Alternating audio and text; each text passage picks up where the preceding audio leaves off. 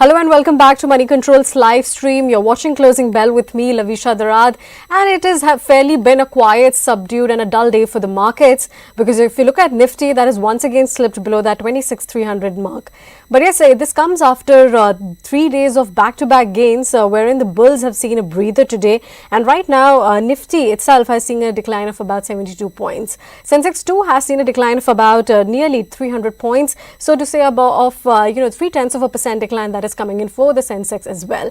But yes, if you look at the market breadth, that has clearly turned quite weak because you have the advanced decline ratio which is at 1:2, and India Wix that has bumped up factoring in the geopolitical risks which has followed the US attacks on Venezuela.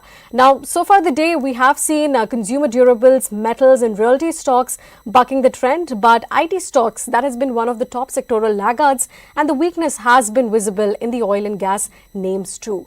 But yes, in the broader end of the markets, if you look at the Nifty small cap index, that has been the clear outlier, showcasing a gain of about 0.4%, and mid cap index too. However, earlier in the day did see some reversal from the day's low, but right now it's again succumbing to selling pressure because right now Nifty mid cap index has been down by about nearly 0.4%.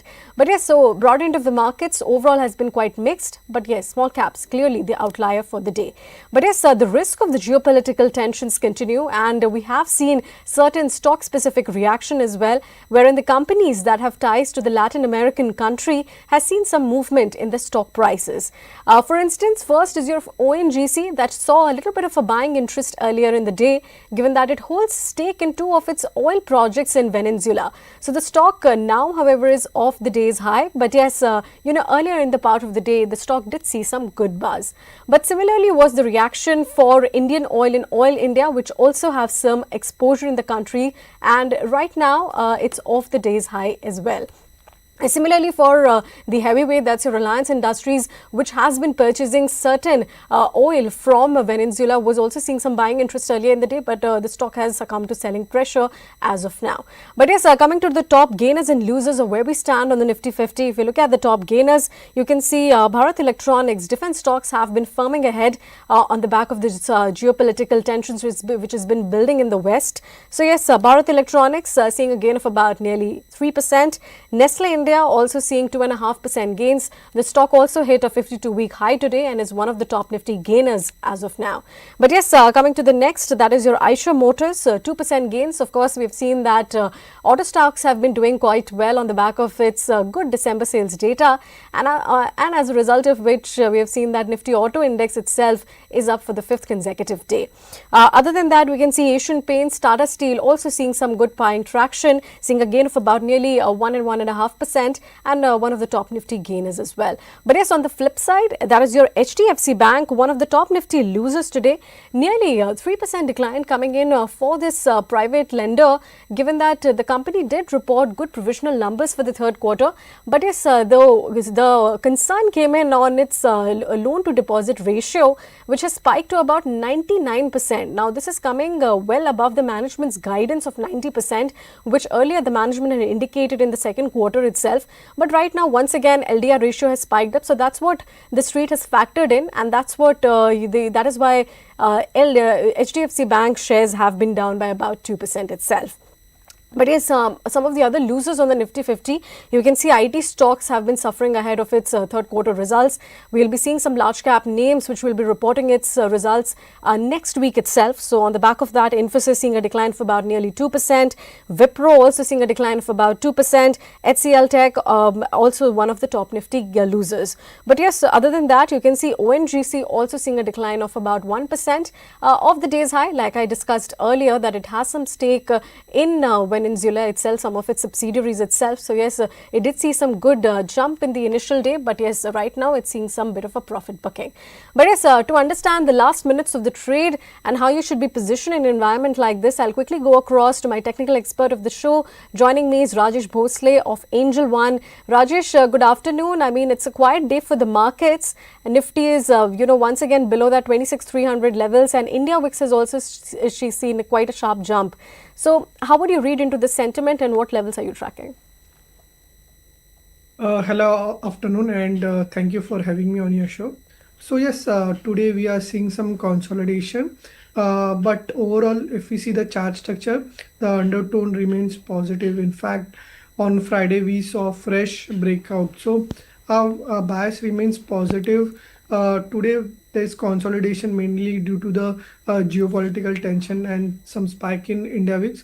But overall, we expect somewhere around 26,100 to 26,200.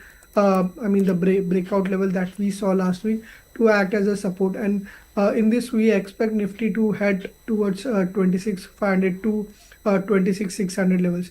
So the overall bias is positive. Some consolidation is there, but consider this as an opportunity. And if in case there is any dip, it should be taken as an opportunity to buy at lower levels.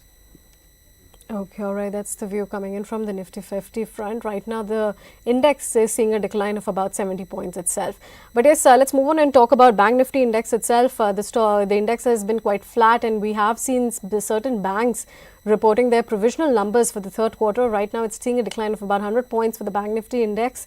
Rajesh, what levels are you watching from the Bank Nifty front? So Bank Nifty has been the major outperformer. I mean, on the charts as well, we are seeing the outperformance. In fact, last week we saw a flag pattern breakout. Today there is some mixed picture. HDFC Bank is down, but other heavyweights are supporting. So overall, we expect Bank Nifty to continue outperform, but consider having a mixed bias where we sense ICICI Bank can do well from current levels. It has been consolidating in a range, but now we are seeing a wedge pattern breakout. Prices are also above its key moving averages, so possibly ICICI Bank can head back towards the levels of 1425 to 1450. Also, Axis Bank is looking good. Recently there was a sharp dip from the levels of around 1280 to 1220 levels, but market Axis Bank has seen a V-shaped recovery, and it's back around its all-time high level. So we expect ICICI and Axis Bank to perform, whereas HDFC Bank has been the disappointment today, breaking below its multiple support levels. So HDFC Bank may remain under pressure, whereas Axis and ICICI can perform. Okay, all right. That's the view coming in from the Bank Nifty index. But yes, one clear outlier has been today, that is your Nifty small cap index. Rajesh, what do you believe from the Nifty small cap? It's the second day of gains. Do you expect this trend to continue? Yeah, I mean, if we consider Nifty small cap index, it is having a catch up move with other mid cap and other key benchmark indices. If we see other indices are trading at all time high, whereas Nifty small cap index is just crossing its 200 DMA. Overall, we do see some bottoming out indications, and generally during the start of Jan month, generally there is a buying seen in small cap and a mid cap space. So expecting small cap space can continue to move. It can move back towards the levels of 18,400, but that would be a crucial level because past in the past that has been acted as a multiple resistance, multiple top level. So as of now, bias is positive, but when it comes around 18,400, one needs to get cautious. Okay, all right. That's the view for Nifty small cap index itself. Among the sectoral indices, it has been the Nifty IT index, which has emerged as the top sectoral laggard today and has snapped its two-day gains itself. Rajesh, do you see this as a profit booking before we have certain large caps reporting their results next week? If we see during the month of October to the first week of December, there was a sharp rally in the Nifty IT basket, but it failed to cross its June swing high of around 39,500. And after forming a double top around those level, Nifty IT index has started corrected. I mean, the correction has got worsened today because of the geopolitical tension. But if we consider levels, 36,800 to 37,000 seems to be a strong support zone. 200 DMA is there, and also a breakout is there. So we sense that this levels, I mean, this correction is a buying opportunity. Counters like Infosys, Tech Mahindra, LTI Mindtree, we are bullish on this on these three counters. If in case there is any further dip in this space, these three counters can be bought for a near to medium term outlook. Okay, all right. That's the view for Nifty IT index itself. But yes, let's move on and talk about one of the other top sectoral performers, that is your Nifty Realty index. And it has definitely started the year on quite a strong note. Rajesh, do you think after the Realty index being a laggard of 2025, it can turn around in 2026? Similar to small cap index, even Nifty Realty has been an underperforming and it's having a catch up move. Definitely on the index, we are seeing a reversal kind of formation. Double bottom formation is there on the Nifty Realty index. So possibly this up move can extend possibly towards 950 levels. Counters that are looking positive is Godrej Properties. If we see on the chart structure, I mean, multiple bottom has been defended and prices are now trading about its medium to short term moving averages. Double bottom breakout is also there. So possibly Godrej Properties can bounce back towards the levels of 2300. Also Sobha, I mean, it's doing very well. The stock has been in a news. There has been a bullish gap today, and overall a weekly chart as well. We are seeing a wedge kind of formation. So Shobha is looking attractive. Bullish gap left around 1500 to act as a support, and we expect prices can bounce back towards the levels of 1700. Okay, all right. That's the view coming in from the Realty basket. But yes, let's talk about one stock in focus, that is your ONGC. The stock has clearly given up its day's gains after it did see some buying interest earlier in the trading session, given that the company has some exposure to the Venezuelan's oil assets through its subsidiary, which is your ONGC Videsh. Now, ONGC Videsh has about 40% participating interest in Venezuela's San Crystal Global project. And along with this, others like Indian Oil and even Oil India have about 11% stake in its field itself. But yes, a US takeover could mean lifting of sanctions on the Venezuelan crude sales, and ONGC particularly can receive about $500 million of unpaid dividends from the San Crystal Global field, which are due up to 2014 itself. Rajesh, how are you placed on ONGC and other oil-related stocks? Because today, clearly, the stock has seen a little bit of a reaction despite, coming off the day's high. Given that the company has also given out its Q3 update, the stock has been doing well, 1.5% gain coming in. Now, they have reported about, consolidated GMV and NSFV growth has been expected to be in late 20s in the third quarter. And the company has said that this performance reflects a revival in its fashion vertical since the start of the financial year, alongside some continued strong momentum has been seen in its beauty business itself. Rajesh, if you look at the stock has been on a tear. And even in the 1 month charts, that shows that the stock has been climbing smartly from 250 odd levels to 270. Yeah, the overall charts remains positive. If you see the charts, it's moving in a high top, high bottom structure. So those who are having it continue to hold on to it, we expect positive momentum to continue. But those who are looking to add, I mean, there would be a conditional buy. Wait for a breakout above 272 levels. During the December month, 272 was the high, and from there prices saw correction. So we may see some consolidation here if it 272 is not crossed. So wait for a 272 levels to cross. Once that is crossed, expect levels of around 285 to 290, or else if it dips back towards 260. So either buy around 260 or wait for a breakout above 272 levels. All right, all right. Buy above 260 levels for Nykaa as of now. All right, with that, let's move on to a next stock in focus. That's your Bank of Maharashtra. Clearly, the stock has done well today and even hit fresh 52-week highs. But right now, it has cooled off from its intraday highs and it has been trading flat but with a positive bias. Now, this is coming after its business updates from the third quarter. And the lender has reported about the total deposits has increased by about 15% on a year-on-year basis, while the total business has been up by about 17%. Rajesh, how are you placed on this stock? The stock has seen a good breakout, and in the past 5 days itself, the stock is up by about 12%. Yes, it has come off from its morning highs, but as you highlighted, technically strong price pattern is there. On the daily chart, we can see a inverse head and shoulder price pattern breakout. And since the stock had already rallied in the last five sessions, and there is some profit booking at higher levels. But we expect this counter to continue its outperformance. The breakout that was seen last week around 61 to 62 levels will now act as a support. And as per the price pattern, we expect the stock can move towards the levels of around 73 to 75. But one needs to hold it for like a few months. But overall, the bias remains positive.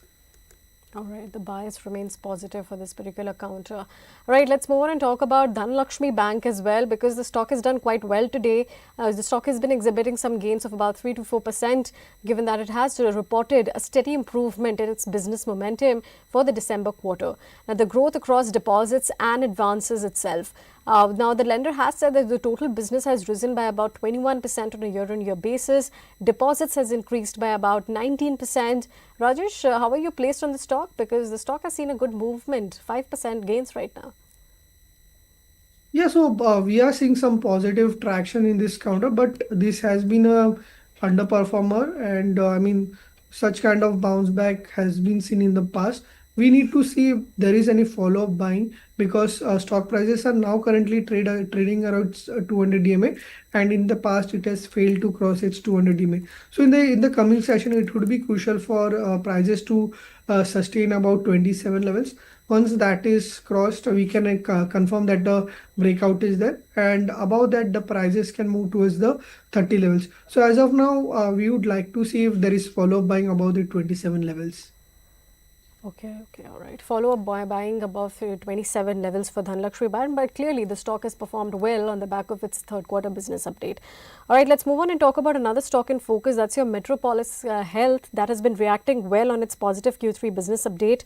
Now, the company has said that its consolidated revenue has increased by about 26% from the previous year, and that is driven by sustained momentum in its preventive and wellness checkups under the True Health brand. Now, the company has also seen the True Health, wellness and specialty chemicals, specialty segments has seen a good double-digit growth itself in the third quarter. Metropolis Health, 6% gains today, good volumes. Rajesh, how are you how are you placed here? Yeah, so very strong price and volume breakout is there in today's session. In fact, since last 1 month, the prices has been in a consolidation mode, forming a base around its 200 DMA, and finally there is a strong momentum. So post strong consolidation, there is breakout, and possibly the stock can head back toward its previous high of around 2260. So the bias is positive. Consider positive approach. Any dip towards 1950 to 1980 is likely to get bought into. So maintain a positive view on this. Right, positive view on Metropolis Health, and let's move on to a next stock in focus. That is your Punawala Core FinCorp stock, because that stock has been doing quite well in today's trading session. But right now, the stock has been exhibiting gains of about nearly 1% itself. Given that we did see a Q3 update where the company has reported that its OM has grown by about 77% from the previous year. Net interest income has risen by about 40% on a Y-on-Y basis. Rajesh, how are you placed on Poonawalla FinCorp? I mean, the stock has done decent, but overall it has been a standout performer last year. So, what does the near-term outlook indicate? Yeah, so the medium term outlook remains positive for this, but in the short term, we would wait for the prices to break above the levels of 495, because in the morning as well, prices tested the 495 but weren't able to cross it. And in the last 2 months, I mean, prices have struggled three times to cross 495. So we'll wait for prices to break above 495 technically, and then once that is crossed, the stock can move back towards the levels of 540. On the lower side, if we see, recently the stock has rebounded sharply from its 200 DMA. So somewhere around 470 to 480 strong support is there, but we'll wait for 495 to cross. Once that is crossed, momentum would be there. All right, 495 levels is the next resistance that we are watching out for Punawala FinCorp. Then, all right, let's move on and talk about metal stocks today because the Nifty Metal Index has been up for the fifth consecutive day. And we have had an interesting note by Jefferies where they have picked out Tata Steel, JSW Steel, and Jindal Stainless as their top picks for 2026, saying that the Indian steel companies could see their volumes rising at about 6 to 9% CAGR over FY 26 to 28. And they're also saying that they expect the spreads across Asia to recover from their 15-year lows going ahead itself. Rajesh, metals, how are you placed? Given the kind of rally they have already seen in 2025, do you expect the trend to sustain?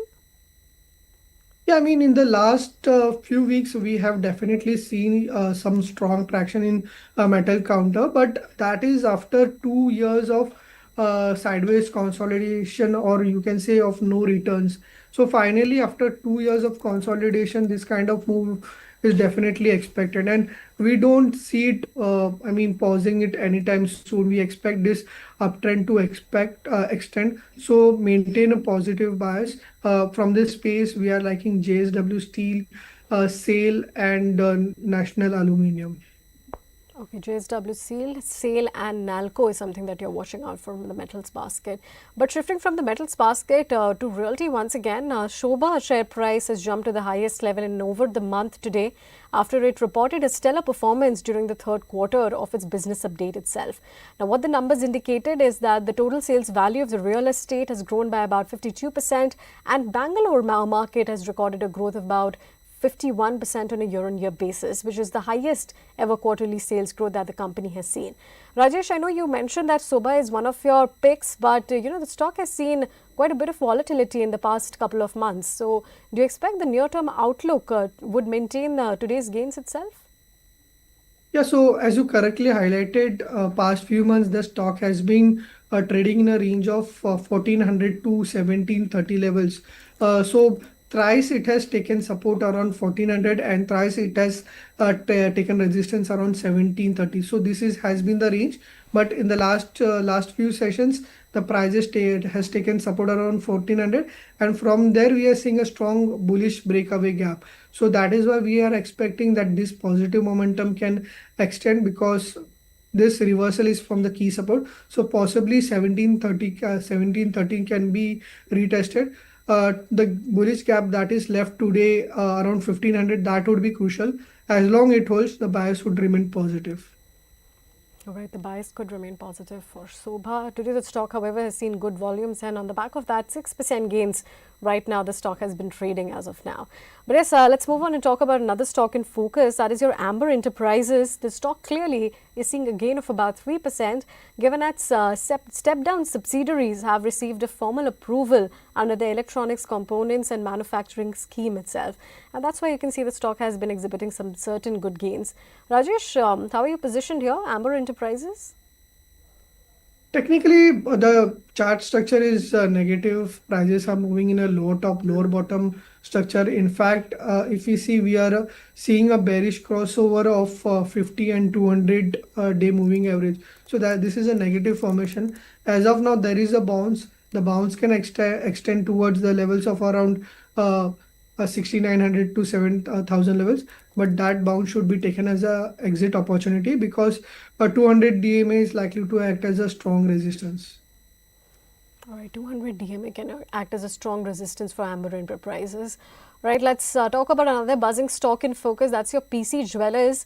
This particular stock has seen a gain of about 7% in today's trading session, given that the company has reported its strong performance in the third quarter.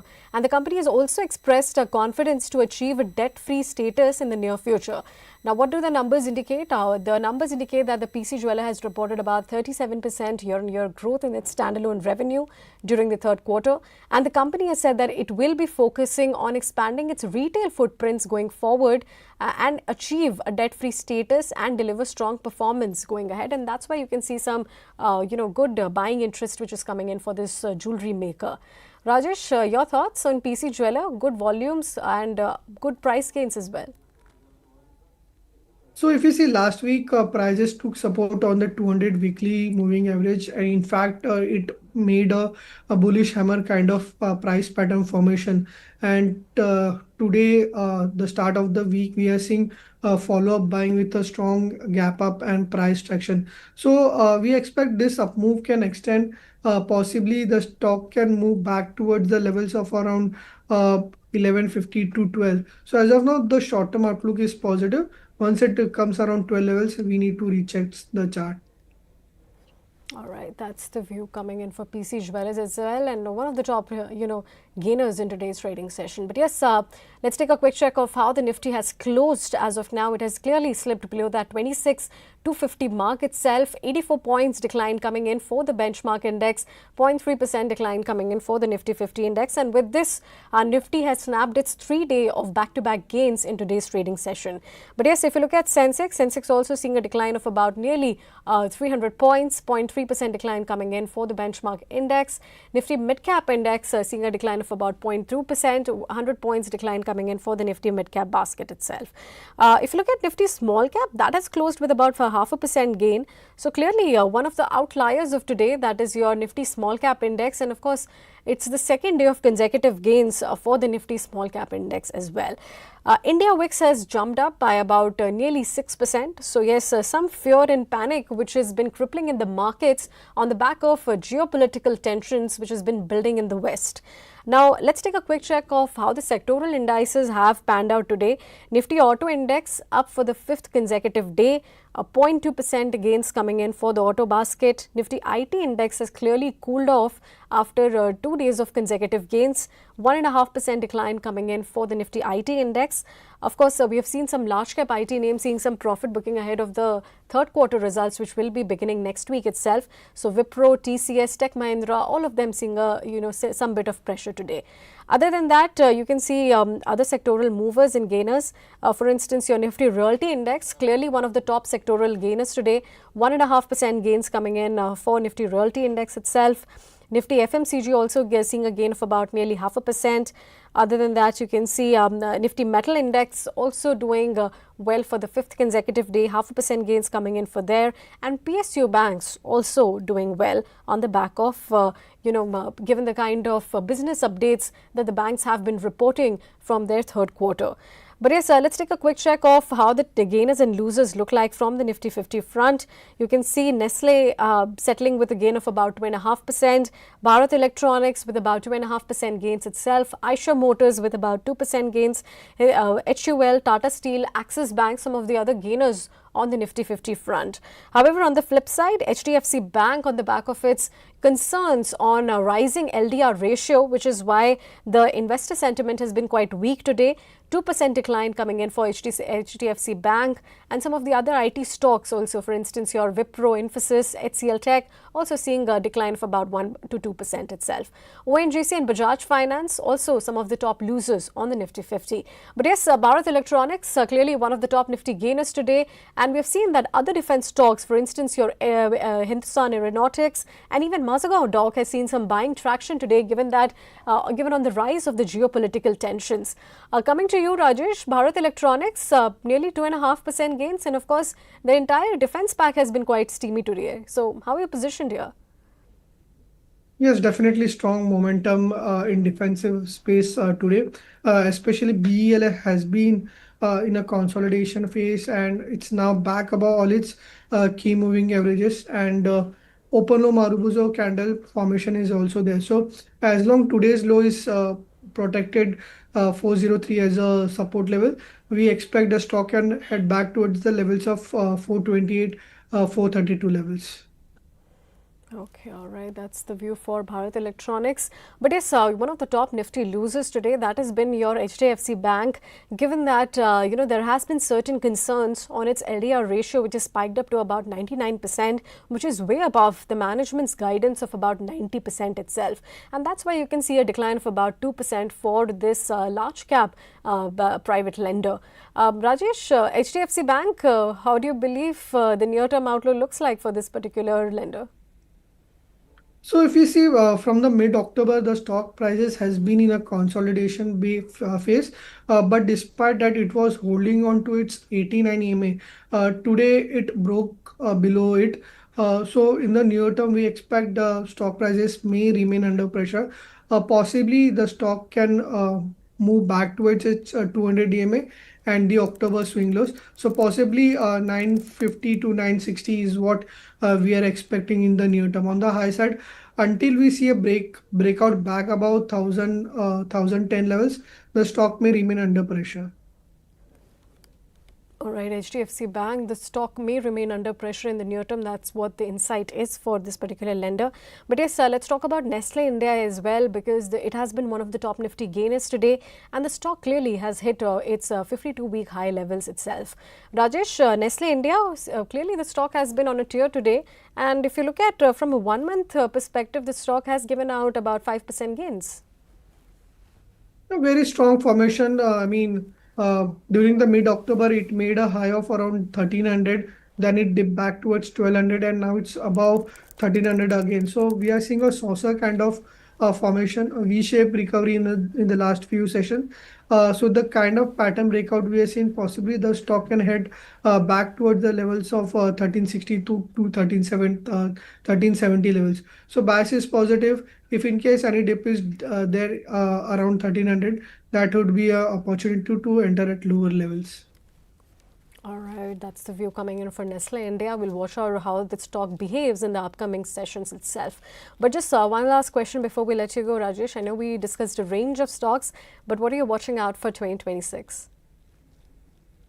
So from the short-term point of view, if we see two counters, which I'm liking, first is MFSL. In today's session, we saw a strong descending triangle breakout. The stock has already trading in a multi-month price pattern breakout. So with a stop loss of 1670, MFSL can be bought. In the near term, we expect the move towards the 1770 levels. The second counter that which we are liking is Pidilite Industries. On the daily chart, we can see a strong double bottom price pattern breakout, a reversal formation. So we expect after a lethargic last few weeks, strong momentum in this counter. So with a stop loss of 1470, Pidilite Industries can be bought. In the near term, the stock can rally towards 1560 and beyond. All right, those are the stocks that we need to watch out for. But with that, we have to let you go, Rajesh. But thank you so much for your time and joining us. Thank you.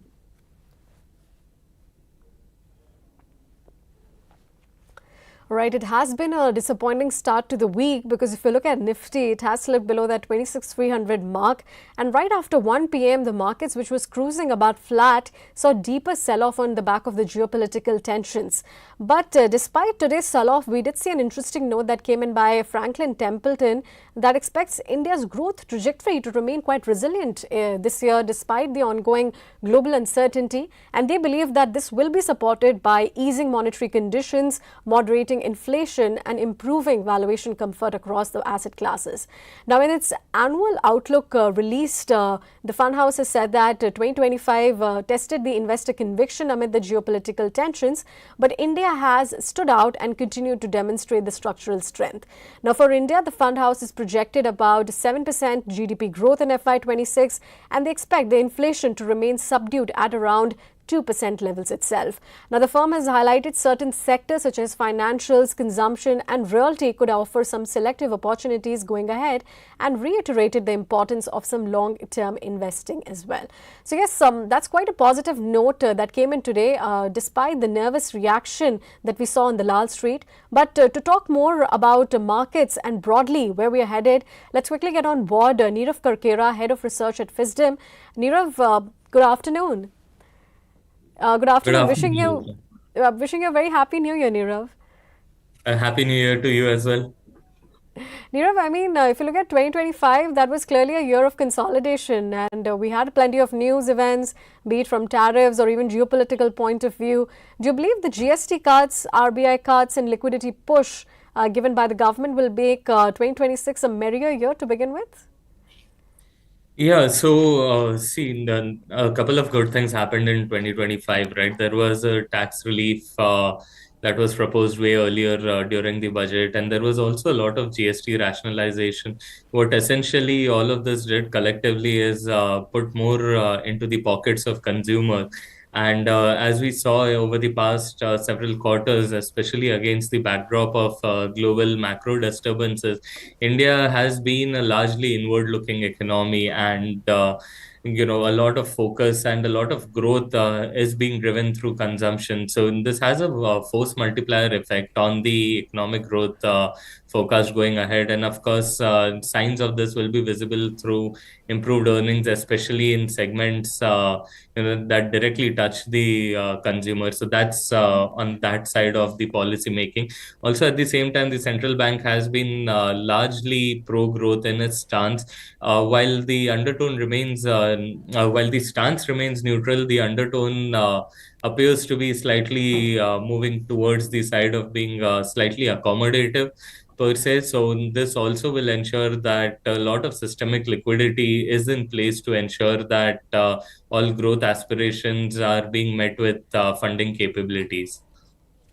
Okay. Nirav, I mean, how are you reading into this entire US-Venezuela tensions? Because for one, if US does take over, it could mean lower oil prices, which is good for us. But on another stocks like ONGC could benefit as they had long pending dues from the Latin American nation. So, I mean, overall, how are you viewing this risk going ahead? So the entire US Venezuela thing, of course, at a much more meta level, irrespective of what it holds for what state, I'm sure there could have been better ways to achieve similar objectives. War in any form or format is not desirable, at least. Definitely not in this time and age where the entire world is so closely interlinked. So, but what has happened, and if we were to take it all at face value, one thing is for sure that India is very negligibly impacted because of this directly, at least on the energy cost front. So that's one thing we can take some respite from or find some solace into. But alongside, there's this angle that seems to be opening up a silver lining for India, wherein there are a few Indian assets, Indian oil assets that have been lying in the Venezuelan state, that has been in the limbo for quite a long time, almost since 5 to 6 years now, on account of the US sanctions. So some of that infrastructure will once again be accessible by India. We know there are a few Indian players who have the ability to revive the oil rigs and facilities that they own in Venezuela. So this could lead to a very good tailwind for several such players in the segment, and could potentially, improve India's global standing in terms of negotiating better prices for energy. So just access to this Venezuelan oil fields under the US regime could be one positive. It does hold the largest reserves of oil globally, right? So that's definitely there. And at the same time, India gets to diversify away from Middle Eastern counterparts, which gives them a leg up to ensure that pricing negotiation happens in much more favorable terms to India. So from an energy standpoint, India's energy security remains intact. So the impact is largely expected to be neutral to positive, neutral on an immediate basis, and positive if this entire set of variables around the Indian companies once again regaining access to oil fields and their ability to ramp up production from the Venezuelan oil fields. This entire set of variables lines up in the exact order that we believe it should, then it creates a positive situation. But even if that doesn't, we don't see a negative arising, especially on the energy front. But having said that, this has caused some sort of skirmishness across the globe and some sort of geopolitical insecurity across the globe, wherein we are now living in a world where actual military combats happen overnight. So this definitely puts everyone on high alert on the edges of the seat. So from that front, there could be some nervousness on how could this impact global sentiment at large. Okay, got it. But Nirav, from an FI point of view, who were already a sell on emerging markets, do you believe that all of these geopolitical tensions keep them further away from making a comeback then? See, there are a couple of things. FIIs have been selling, but it is not essentially, thesis against India or emerging markets as such. It is a combination of several, factors manifesting at the same time, right? So it is not just an EM problem, but also how global markets are acting up and how is the backdrop looking in several developed countries also like Japan as well as the US itself that could lead to certain outflows from emerging markets. So I won't say that it's inherently a bearish view on emerging markets or India specifically that is playing out. It's a combination of a sort of a risk of environment and developed macros not looking as much favorable and preference for safe haven assets. One of the contributing factors to the meteoric rise that we witnessed in precious metals as there was a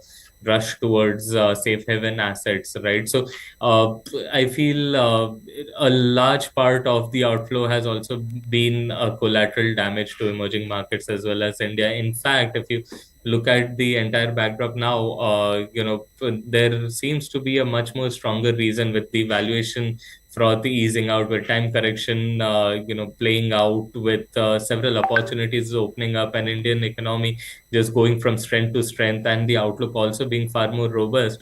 I feel the stage is now furthermore set for a re-entry of FIIs into India from this juncture onwards. Now, barring any sense of sentimental, heavy sentiments around, global geopolitical unrest, sans that, there is a pretty decent case that is building up for an FII re-entry rather at this point in time, selectively, although.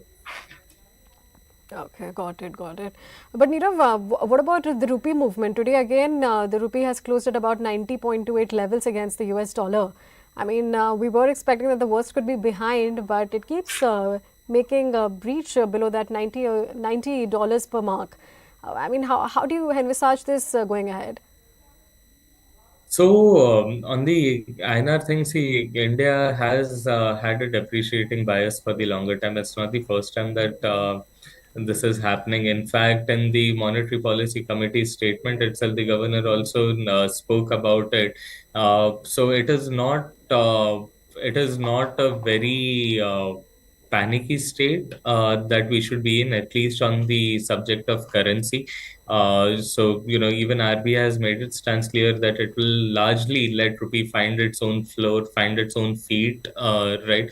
This is, it is natural forces at play. And had it been a state of panic, we have enough and more forex reserves to cushion against any such sort of adverse impact that could be going out of whack for us. At the same time, it is important to consider that with the macro standing that we have and the reasonably significant forex reserve that we have the wherewithal to arrest the rupee slide if it were unnatural or threatening in any ways or means. In fact, we saw this a couple of months back as well, and the rupee then once again started recovering. So this is a part of a range-bound seesaw that we are seeing, and this will, we expect a lot of volatility to come in even further, not necessarily only towards the depreciative side, to also come in further as the geopolitical tensions, including US, continues to rise, and as the story continues to develop. So the INR itself shouldn't be viewed in isolation. It's not as if the rupee is weakening in isolation. It is also the USD that is, going through its own set of wild bouts. So it is just the USD INR pair that is acting up in a volatile manner, but nothing that should create cause of concern or worry. In fact, we find some solace in the fact that we have enough and more forex buffer to arrest any threatening slide that could happen from here on. Okay, okay, got it, Nirav.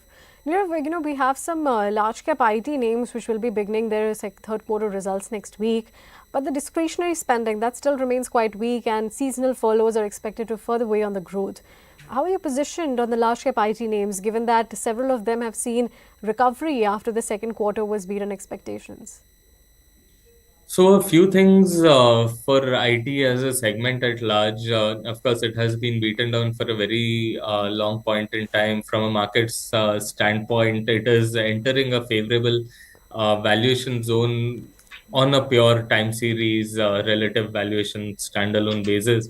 But having said that, the demand side hasn't really picked up yet. There still remains a lot of uncertainty on the demand side. Sure, there are green shoots of hope because the order books are looking healthy.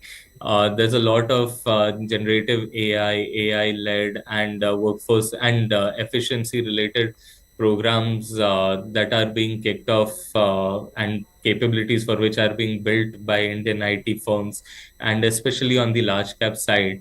But right now, it is too premature from having an impact on the earnings standpoint, right? We see the building blocks coming together, the foundational piece coming together. So there's some sort of demand, capabilities being built. A lot of investments are being made into developing further capabilities, but it will be some time before this translates into actual top line, and then some more time before it percolates into the bottom line. So we expect the next couple of quarters to be largely muted. However, considering the efficiency programs and the capability built up that we're seeing and the healthy nature of books, we believe that the firms will be able to defend its margin at best right now. So there is a very limited downside that we anticipate from here on, but we do not expect any upside surprises to come in immediately, at least through the next 2 quarters, the way things stand today. Okay, okay. But what would you advise, Nirav, to do at this current point of time? Because you're saying that we could see some muted growth in the upcoming quarters itself. So, should investors book some profits at the current price point, or should they accumulate at the current levels? I mean, what would your advice be? See, I would say largely the outlook for IT and especially large cap IT remains neutral to constructive. We believe that recovery could come in slowly, gradually over the next several quarters. Probably the next 3 to 4 quarters is when it could really shine. Now, depending on the investment philosophy and the mandate that one holds, they can take a view on what they want to do. But at this point in time, we see the large cap IT segment very specifically positioning a favorable risk to reward trade-off with limited downside, with potential to maximize upside, just that it would take a longer duration. So depending on the kind of holding capacity and the timeline and the overall philosophy, one can decide to move in line with what we see. Okay, got it. All right, Nirav. Just one last question before we let you go, Nirav. Even for the banks, for that matter, I mean, we've seen the first provisional numbers coming through. Asset quality has remained resilient. NPAs are at decade-old levels, but the pace of deposit growth has been lagging behind the credit growth. Do you believe that the elevated LDR ratios could be the next risk, and that could weigh in the profitability going ahead? See, the LDR ratio has been lagging since quite some time now. It's not a really new development. This in fact, if nothing, the situation on ground seems to be improving at a gradual pace. And at the same time, the most latest monetary policy committee also spoke about a few liquidity and systemic liquidity measures that they're putting in place, right from the open market operations to a calibrated intervention in the overnight, as well as short term to medium term liquidity markets. It is all geared towards creating enough healthy systemic liquidity to address the needs. And at the same time, while credit growth is picking pace, private capex is yet to kick into full steam. So this could be a whole lot more pressing as an issue if private capex really surged in a brief span of time. But that's not happening right now. So this continues to remain a point of contention. This definitely is a challenge. The LDR must improve for sure, but is it causing an immediate concern or a large reason to panic significantly. Maybe not. The current LDRs have been widely expected. It is continuing a certain trajectory that is largely within anticipated ranges itself. So it is not an overnight development. The prices are also reflecting the risks. However, going ahead, we expect that improving liquidity conditions and RBI's continued focus on the systemic liquidity situation and a gradual healthy upward movement in private capex, right, and the gradual pace all the more should sort of be accretive to banks if nothing going forward. So from that perspective, we believe that the most challenging phase of a lagging LDR has been actively priced in, and from here on, the situation should improve at a gradual pace. Okay, all right. So some improvement of the situation is what you expect. All right, Nirav, on that note, we have to let you go. But thank you so much for joining and connecting with us. Sure. Thank you, Lovisha. Thank you. All right, that's all we have for this edition of Closing Bell. But yes, Nifty has broken that 3-day winning streak. We'll watch out whether or not there is a recovery in tomorrow's trading session. But for now, it's a wrap from me, and thank you for watching.